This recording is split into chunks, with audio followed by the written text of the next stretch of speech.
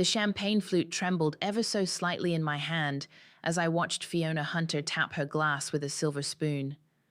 Something in her smile seemed off, too wide, too pleased with itself. I'd spent 3 years learning to read the micro-expressions of my future mother-in-law, and right now, every instinct was screaming that something was wrong. My name is Angelina, and this was supposed to be my engagement party. Friends, family, esteemed colleagues, Fiona's voice rang across the marble-floored ballroom of the Hunter estate. We're gathered here today to celebrate not just an engagement, but the future of our family legacy. I felt Corbin's hand slip away from my waist. That's when I knew. As many of you know, my son Corbin has been seeing someone for quite some time. Fiona's eyes slid past me like I was invisible. And today, we're thrilled to announce his engagement to the truly suitable choice for our family, the lovely Sienna Garcia. The crystal flute nearly slipped from my fingers. Gasps rippled through the crowd as my cousin Sienna, my best friend since childhood, stepped forward, beaming. She wore a red dress I'd helped her pick out last week, claiming it was for a charity gala. "I'm so honored," Sienna gushed, reaching for Corbin's hand. He took it, still not meeting my eyes. "Angelina," my Aunt Maya whispered, reaching for me. "I had no idea." I stepped away from her touch, my heel clicking sharply against the marble. The sound seemed to echo through the sudden silence as guests turned to stare at me. I could read the pity in their expressions, the morbid fascination of watching someone's public humiliation. "Congratulations," I said, my voice steady and clear. "You two deserve each other." Fiona's smile faltered slightly. She'd clearly expected tears, screaming, a scene that would prove once and for all that I wasn't Hunter material. Instead, I smoothed my black dress, the one she'd once called almost elegant enough, and walked toward the exit. "Angelina, wait," Corbin called after me, finally finding his voice. "Let me explain." "Nothing to explain," I replied without turning around. "Your mother finally got what she wanted, a suitable match." The valet brought my car around. As I slipped into the driver's seat, I caught a glimpse of my reflection in the rearview mirror. I looked exactly as I felt, calm, composed, and absolutely lethal. My phone buzzed with incoming messages, probably Maya trying to damage control, or friends expressing their shock and sympathy. I ignored them all and dialed a number I'd memorized years ago, but never used. "Ellis, it's Angelina." I pulled out of the Hunter estate's elaborate driveway for the last time. "It's time. Are you sure?" His gravelly voice held no judgment, only verification. "Once we start this, there's no going back." I thought about Corbin's weak handshake when we first met, how it strengthened over the years as his family's influence shaped him, how Sienna had helped me pick out wedding venues last month, knowing all along she'd be the one walking down that aisle. How Fiona had spent 3 years treating me like a temporary inconvenience while grooming my own cousin as my replacement. "They think I'm just the orphan girl who dared to reach above her station," I said, turning onto the highway. "Let's show them exactly who I am." "I'll set everything in motion," Ellis replied. "By this time tomorrow, the Hunter family will understand the meaning of suitable." I ended the call and accelerated, leaving the glittering lights of the estate behind me. They thought they'd written the final chapter of my story tonight. They had no idea it was just the beginning. My phone buzzed again, a text from Sienna. "I hope you understand it was meant to be this way. No hard feelings." I deleted it without responding. Let her think I was home crying into my pillow. Let them all think they'd broken me. They'd learn soon enough that I wasn't the delicate flower they thought I was. I was the thorns. "You've always been a patient one," Ellis said, sliding a folder across his mahogany desk. 3 years of their condescension, their little jabs, most would have cracked. I picked up the folder, thinking back to my first dinner at the Hunter estate. Fiona had accidentally served me with the dessert silverware, then spent 10 minutes explaining proper table etiquette to me like I was a child. "Tell me about your parents," she'd asked that night, swirling her wine. What did they do before the accident? My father was an investment banker, I'd replied. My mother taught economics at the university. Oh, how quaint. Public university, I assume. Now, sitting in Ellis's office at midnight, those memories felt like fuel for a fire. I learned from the best, I said, scanning the documents. You taught me well. Ellis leaned back in his chair. When you first walked into my office 5 years ago, fresh out of college, I saw something in you. That quiet fire. You reminded me of myself. Before I met Corbin, I added, before any of this. And now look at you. Senior investment strategist, controlling half the portfolios that keep the Hunter Corporation afloat. He smiled. Though they don't know that part, do they? My phone buzzed. Another message from Corbin. I'd received 12 since leaving the party, each one more desperate than the last. They never bothered to ask what I actually did for a living, I said, deleting his message unread. Fiona just assumed I was some mid-level accountant. She was too busy teaching Sienna how to be a proper hunter wife. Their arrogance will be their downfall. Ellis pressed a button on his desk phone. Sarah, initiate Protocol Delta. Yes, immediately. I raised an eyebrow. That fast? The markets open in 6 hours. By noon, the Hunter Corporation will be in freefall. He stood up, walking to his wall of windows overlooking the city. Are you ready for what comes next? My phone rang. Aunt Maya this time. I declined the call. You raised me after my parents died, I said. You gave Sienna and me everything you could, and she still chose them. Angelina. Maya's voice cracked in the voicemail playing through my speaker. Please call me. What happened tonight? I swear I didn't know. Sienna told me this morning, but I should have warned you. I deleted the voicemail. I'm ready. Ellis nodded. Then let's begin. The press release goes out in an hour. Our Asian partners will be pulling their investments first, followed by European markets. By the time New York opens, Fiona will be having her morning tennis match, I finished. She always plays on Thursdays. Not tomorrow, she won't. Ellis handed me another folder. These are the proxy documents you signed 2 years ago. Remember that charity gala where Corbin was too busy to attend? I opened the folder, scanning the fine print I'd memorized long ago. When he sent me with his voting rights instead, just sign where they tell you, babe. It's all formalities. Those rights become active the moment the company's stock drops below a certain threshold. Ellis checked his watch, which should happen approximately 4 hours from now. My phone lit up with a text from Rory. Just saw the draft press release. Are you absolutely sure about this? I've never been more sure of anything, I typed back. Ellis walked me to his office door. Get some rest. Tomorrow will be intense. The media will be brutal once they realize who's behind this. Let them come, I said, thinking of Fiona's smug smile, Sienna's false sympathy, Corbin's weak excuses. I've been invisible to them for 3 years. Time to step into the light. As I drove home, another memory surfaced.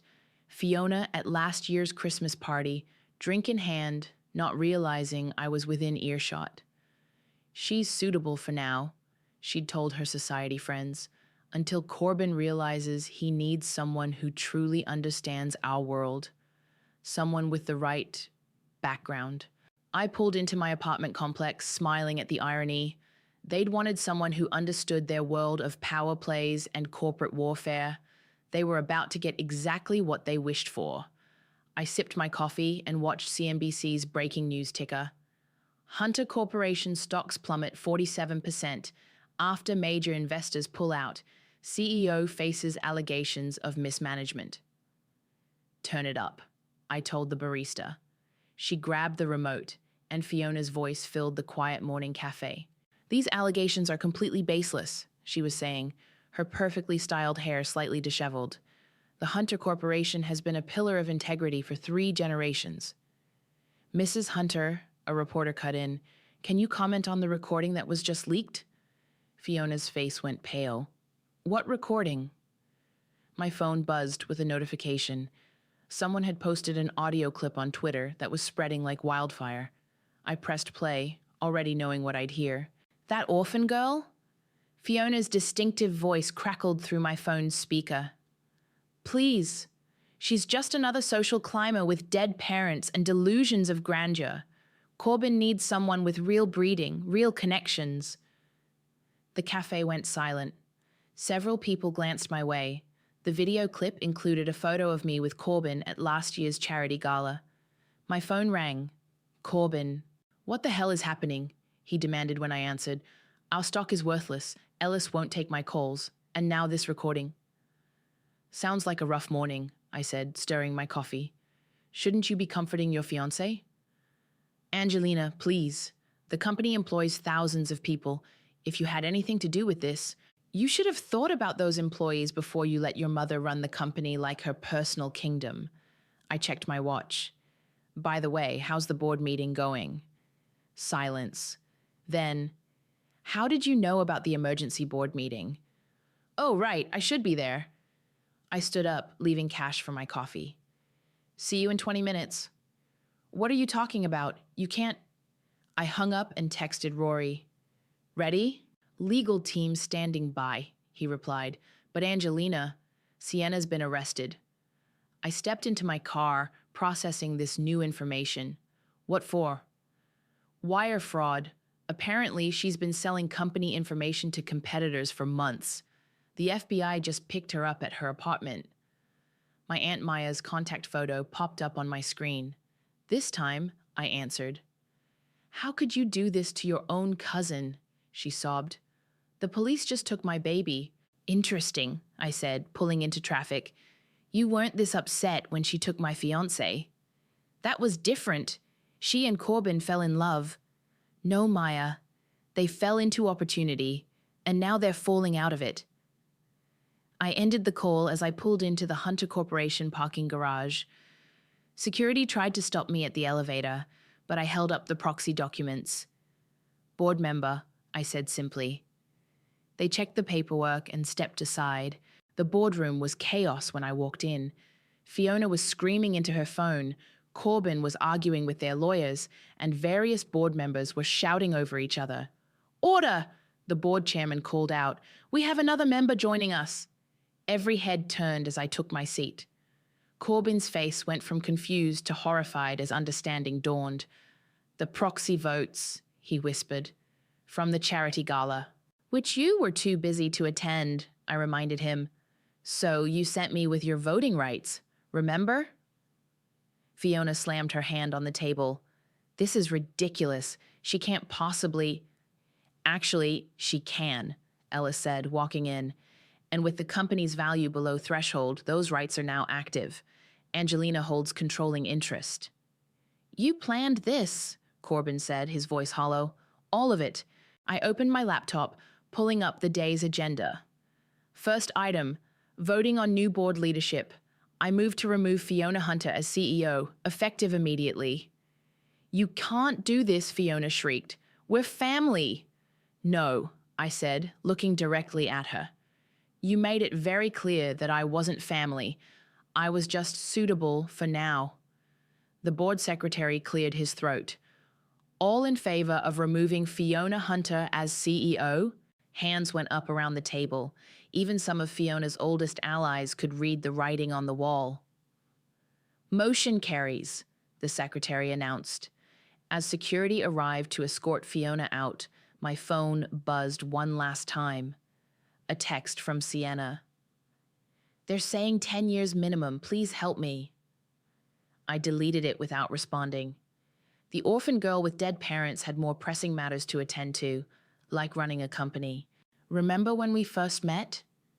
Corbin's voice played through my car's speakers. Another voicemail I shouldn't have listened to. You were so quiet, so different from everyone else. I loved that about you. I deleted the message and parked outside the courthouse where Sienna's bail hearing had just concluded. Reporters swarmed the entrance, waiting for the disgraced socialite to emerge. "You shouldn't be here," Rory said, sliding into my passenger seat. "It looks vindictive." "I'm not here for her." I nodded toward a sleek black car across the street. Fiona hired Julian Ross. "The PR fixer?" Rory frowned. "The one who made that senator's assault charges disappear? Watch." Sure enough, Sienna emerged from the courthouse, flanked by lawyers. But instead of the designer outfit she'd been arrested in, she wore a modest blue dress and minimal makeup. Julian's trademark transformation. "Playing the naive young woman, led astray," I murmured. Classic Julian strategy. "Miss Garcia was manipulated by others in the company," Julian announced to the press. "She's cooperating fully with authorities to expose the true corruption within Hunter Corporation." My phone rang. Ellis. "They're trying to flip the narrative," he said without preamble. "Paint Sienna as a whistleblower, make you the villain." "Let them try." I started the car. "How's the audit going?" "Found what you suspected. Fiona's been embezzling for years. Millions hidden in offshore accounts." Rory touched my arm. "Angelina, there's something else you should know. About the night of the engagement party." I pulled into traffic, weaving through downtown. "What about it?" "I have a friend at the Grand Hotel. She sent me security footage from that morning." He pulled out his tablet. "Watch this." The video showed Corbin entering a conference room. Moments later, Fiona and Sienna joined him. They talked for nearly an hour. "This was the morning of our engagement party," I said quietly. "He told me he had a client meeting." "There's audio," Rory said hesitantly. "Play it." Corbin's voice filled the car. "It'll destroy her, Mom. She trusted us."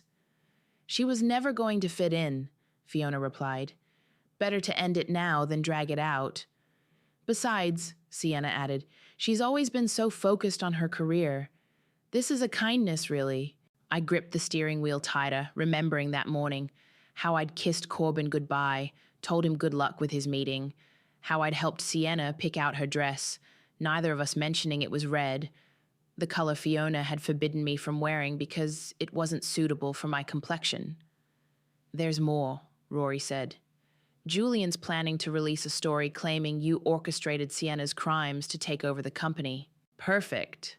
I smiled, pulling into Ellis's building.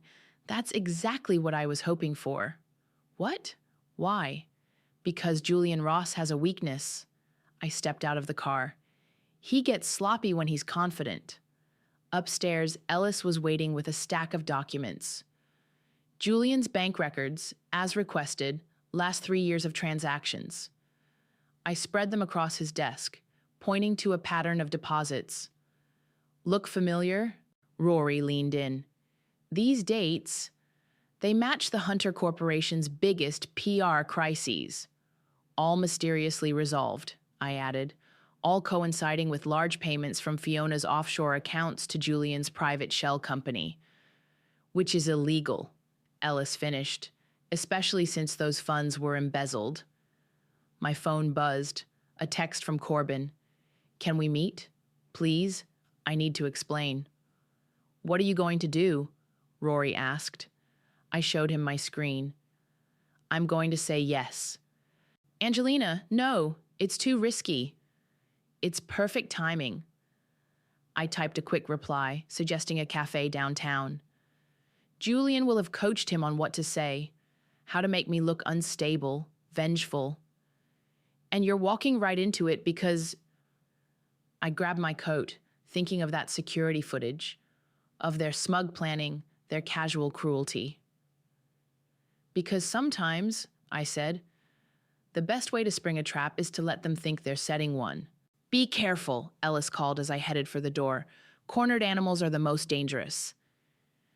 I paused, remembering something my father used to say before the accident that took him and Mom. The most dangerous opponent isn't the one who's cornered. It's the one who's been planning their moves since before the game began. It was time for my next move. The cafe was nearly empty when Corbin walked in, wearing the blue sweater I'd given him last Christmas. A calculated choice. He'd always been good at the little details. "You look well," he said, sliding into the seat across from me. "All things considered." All things considered being you publicly humiliating me and getting engaged to my cousin? I stirred my coffee. "Yes, I'm doing surprisingly well." He reached across the table, but I pulled my hands back. "Angel, please. This whole situation, it's gotten so out of control." "Has it?" I checked my phone, making sure the recording was running. "Seems pretty controlled to me.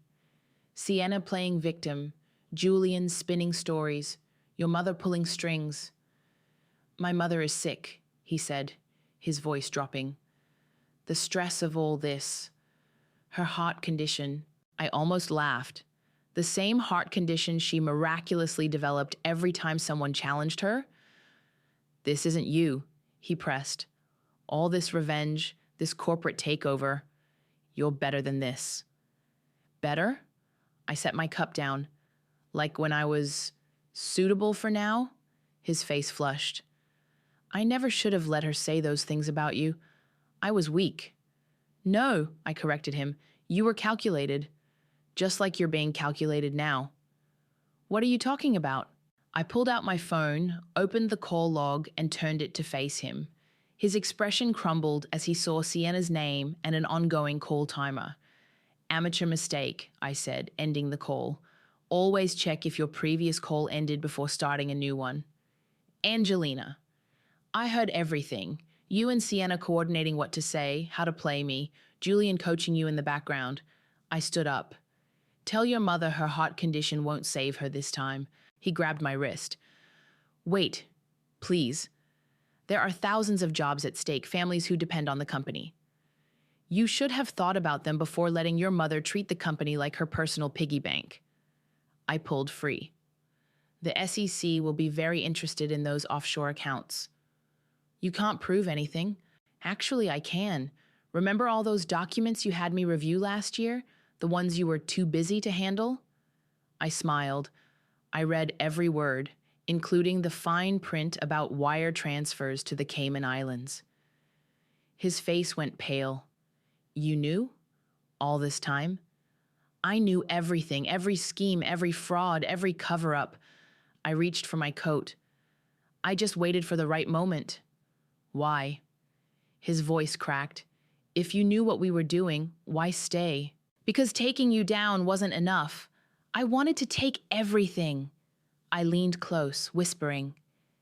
"By the way, Sienna, the wire fraud charges are just the beginning. The FBI found some very interesting emails on her laptop." "You're bluffing." "Am I?" "Ask her about Project Phoenix. Ask her what really happened to those missing investment funds." I straightened up. "Better yet, ask your mother. She's the one who authorized the transfers." His phone started buzzing, probably Sienna realizing their plan had failed. "You know what the funny thing is?" I said, pulling on my coat. "I actually loved you. Despite everything, I thought you were different from them." "I did love you," he insisted. "I still do." "No, you loved the idea of me, the quiet, grateful orphan girl who made you feel good about yourself." I dropped some cash on the table. "But I was never that girl. You just never bothered to look closer." As I walked toward the door, he called out one last time, "What happens now?" I turned back. "Now? Your mother resigns by tomorrow, citing health concerns. You step down from the board. Sienna takes her plea deal and names names." I smiled. "Or I release everything. Every document, every recording, every dirty little secret." "You'd destroy us completely? Like you tried to destroy me?" I pushed open the door. "Consider it karma." Outside, Rory was waiting in his car. "Did you get it all?" I asked, sliding into the passenger seat. He held up his laptop, showing multiple audio recordings. Every word, including Sienna feeding him lines at the beginning. "Send it to Ellis." I buckled my seatbelt. "Time to show the hunters what suitable really means." "You know they won't go quietly," he warned. I watched the cafe's door swing shut behind Corbin's defeated figure. Good. I'm counting on it. Breaking news. Socialite Sienna Garcia names prominent business figures in expanding fraud investigation. Sources say recordings implicate Hunter family matriarch. I muted the TV as Ellis walked into my office. My new office, formerly Fiona's, with its view of the city skyline. Your aunt's outside, he said. Maya's demanding to see you. Send her in. I closed my laptop, where I'd been reviewing the latest damage control proposals from the board. Maya burst through the door, her designer handbag clutched like a shield. How could you? They're setting bail at $2 million. My daughter is in jail. Your daughter committed federal crimes, I replied calmly. Multiple counts of fraud, insider trading, because Fiona manipulated her. Maya slammed her hands on my desk. You know how persuasive that family can be. You fell for Corbin, too. The difference is, I didn't sell company secrets or help embezzle millions. She's your cousin. We're your family. I stood up slowly. Family? Like when you knew about the engagement switch and didn't warn me? Or when you told Fiona about my parents' accident so she could use it against me? Maya stepped back. How did you... Fiona kept recordings of everything. Insurance, she called it. I pulled up an audio file on my computer. Want to hear yourself describing how my father died? How my mother screamed? All so Fiona could, quote, understand the psychological weaknesses of the girl dating her son? I never meant, get out. My voice was ice. Your daughter made her choices. Now she can face the consequences. After Maya left, Rory entered with fresh coffee and a concerned expression. Julian Ross is making moves. He's scheduled a press conference for tomorrow. Perfect timing. I pulled up my email. The FBI just received an anonymous tip about his offshore accounts. They're raiding his office as we speak. Jesus, Angelina. Rory sat down. You really thought of everything. Not everything. I showed him my phone. Dozens of missed calls from old friends, all avoiding me now. There's always a cost. My phone buzzed again. A text from an unknown number. A photo appeared. Me and Corbin at our first date, laughing over coffee. Below it, a message. Remember when it was simple? Corbin's trying to play the nostalgia card, Rory observed. He's desperate. I deleted the message. The board meeting tomorrow will decide everything. Speaking of which, Rory handed me a folder. Ellis found something interesting in the company bylaws, something about proxy voting rights during leadership transitions. I scanned the documents, a slow smile spreading across my face. This is perfect. It's also dangerous, he warned, if they figure out what you're planning. My office door burst open. Fiona stood there, her perfectly maintained facade finally cracking. You vindictive little bitch, she snarled. You think you've won? I built this company. You stole from this company, I corrected her. The audit team found everything. Every missing dollar, every fake charity, every bribe. I was protecting our legacy. No, you were protecting your ego. I pulled up another file. By the way, how's Julian? I hear federal agents are very interested in his client list. Her face went pale. You can't prove anything. Actually, I can. Your recordings, remember? You kept evidence of every dirty deal, every illegal transaction. I smiled. Insurance, right? I'll destroy you, she whispered. I'll tell everyone what you really are. What? An orphan, social climber? Go ahead. I stood up. But first, explain to the SEC where those missing pension funds went. I'm sure they'd love to hear about Project Phoenix. She staggered slightly, grabbing the door frame. My heart. Save it for the press. I nodded to security, who had appeared behind her. Please escort Mrs. Hunter out, and make sure she doesn't take anything from her old office. As they led her away, Rory shook his head. You know this isn't over. No, I agreed, watching Fiona's retreating figure. Tomorrow's board meeting will decide everything. and I have one last surprise for the Hunter family. What kind of surprise? I pulled out the company bylaws again, pointing to a specific clause, the kind that makes sure they never recover from this. My phone buzzed one final time, Sienna's lawyer requesting a meeting. No more meetings, I told Rory. No more negotiations. Tomorrow, we finish this. And then what? I looked out at the city skyline, my skyline now. Then we rebuild, but this time, on my terms. The boardroom fell silent as I walked in, every eye following my movement to the head of the table. Corbin sat slumped in his usual seat, while Fiona's chair remained conspicuously empty. Before we begin, I announced, setting down my portfolio, I'd like to address the elephant in the room.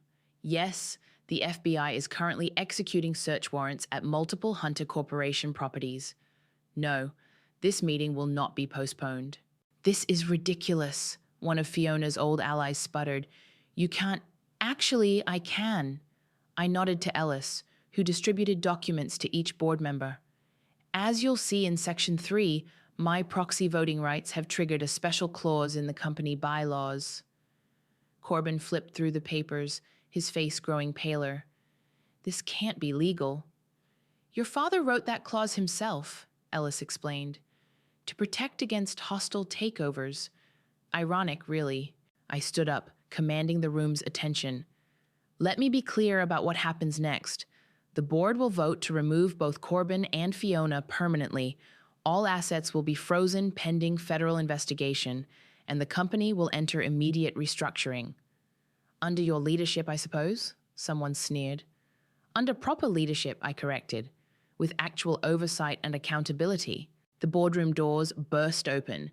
Fiona stormed in, followed by security trying to stop her. This is my company. Not anymore. I pulled up the projector screen, displaying a series of damning financial records. Would you like to explain Project Phoenix to the board, or should I? You ungrateful little... Project Phoenix, I continued, clicking through slides, was a scheme to siphon employee pension funds into private accounts. Accounts registered to shell companies owned by the Hunter family. The board members began murmuring, examining their documents with growing horror. That's not all, I added. Sienna's been very cooperative with federal investigators, especially about those offshore transfers you ordered her to manage. She's lying, Fiona shrieked. The recordings say otherwise. I played a clip from my phone, Fiona's voice clearly instructing Sienna on how to hide the transactions. Corbin stood up shakily. Mum, what did you do? What I had to, she whirled on him, to protect you, to protect our legacy. Mrs. Hunter, Ellis interrupted smoothly. Federal agents are waiting outside. I suggest you go quietly. As security led Fiona away, her screams echoing down the hallway, I turned back to the board. Shall we vote? The next hour was a blur of signatures and legal procedures. One by one, board members who had once looked down their noses at me fell in line, desperate to distance themselves from the scandal. Motion carries, the secretary announced finally. Leadership transition approved.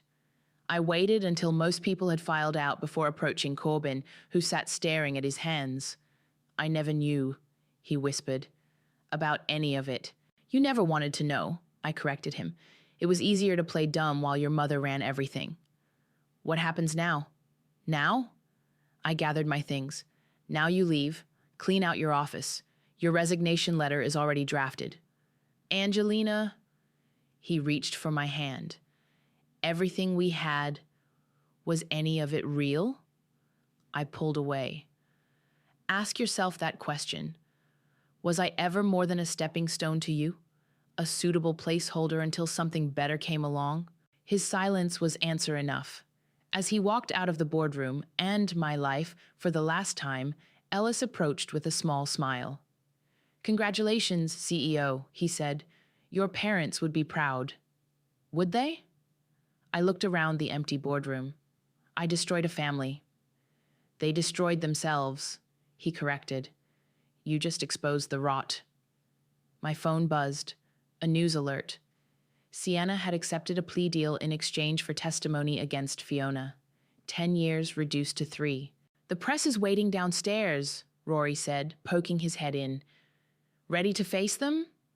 I straightened my jacket, thinking of all the times Fiona had criticized my clothing choices, of how Sienna had copied my style while plotting behind my back, of how Corbin had watched it all and said nothing. Yes, I said, gathering my strength. It's time to tell my story. As we headed for the elevator, I caught my reflection in the glass walls. I looked different now, harder, sharper, more powerful, but also more alone. Was it worth it? Rory asked quietly. The elevator doors opened to a flood of camera flashes and shouted questions. Ask me tomorrow, I said, stepping forward to face my new reality. The autumn wind whipped around my ankles as I stood outside my old apartment building. Strange how small it looked now compared to my penthouse office downtown. Miss? A young woman approached, holding a folder. I'm sorry to bother you, but I'm interviewing for the junior analyst position at Hunter Corp tomorrow, and I've read everything about you. I studied her, eager, nervous, probably fresh out of college, just like I had been. What's your name? Sarah. She clutched her folder tighter. Everyone says you're impossible to work for, that you're cold, ruthless. And what do you think? I think you're brilliant. She lifted her chin. And I think sometimes brilliance gets mistaken for cruelty when it comes from a woman. My phone buzzed. A message from Ellis about Fiona's sentencing hearing tomorrow. 8 to 12 years, the prosecutors were saying. Sienna had already started her 3-year term. Come with me, Sarah. I led her to the coffee shop across the street, the same one where Corbin and I had our first date. The bell chimed as we entered. The barista, Maria, recognized me immediately. The usual? 2, please. I chose a corner table. So, Sarah, tell me why you really tracked me down. She hesitated, then pulled out a newspaper clipping. Because of this. It was an old article about my parents' accident, about the investment fraud that had driven my father to that rainy night, that dangerous curve. Your father tried to expose corporate corruption, she said, and it killed him. But you finished what he started. Is that what you think this was about? Justice? Wasn't it? Maria brought our coffees. Through the window, I could see the Hunter Corporation tower dominating the skyline. It was about power, I said finally. About people who thought they could play with others' lives because they were born into the right family, the right circles. Like Sienna, my cousin made her choices. I sipped my coffee, just like I made mine. My phone buzzed again, Rory this time. Maya's outside your building. Says she has something you need to see. Tell her to leave it with security, I texted back. You don't talk to your aunt anymore? Sarah asked, watching me. Family is complicated. But you have new family now, right? The company, your team? I thought about my empty penthouse, about the dinners I ate alone while reviewing contracts, about how respect and fear often look the same from a distance. The interview tomorrow, I said, changing the subject. Be there at 8. Don't wear designer labels. We're not that company anymore. Her face lit up. Really? Prove me right. I stood up, leaving cash for the coffees. And Sarah, remember, suitable is what you make it. Outside, the wind had picked up. I walked the familiar streets, remembering how I used to practice pitch meetings in my head, dreaming of the day I'd prove myself. My phone rang. An unknown number. Angelina? Corbin's voice. I know you probably won't listen, but I'm sorry for everything. I know. Do you ever wonder if things had been different? No, I said firmly. I don't. After hanging up, I walked to the small park where my parents used to take me. The swings were empty in the fading light. My phone buzzed one last time. An email from Maya, forwarded by security. Attached was an old photo. Me and Sienna as kids, laughing on these same swings before money and ambition poisoned everything. Below it, Maya had written, "They took everything from you, but don't let them take who you used to be." I deleted the email, but something shifted in my chest. Not forgiveness exactly, but perhaps understanding. Tomorrow, I would choose the next generation of leaders, people like Sarah who saw through the armor I'd built to the purpose underneath.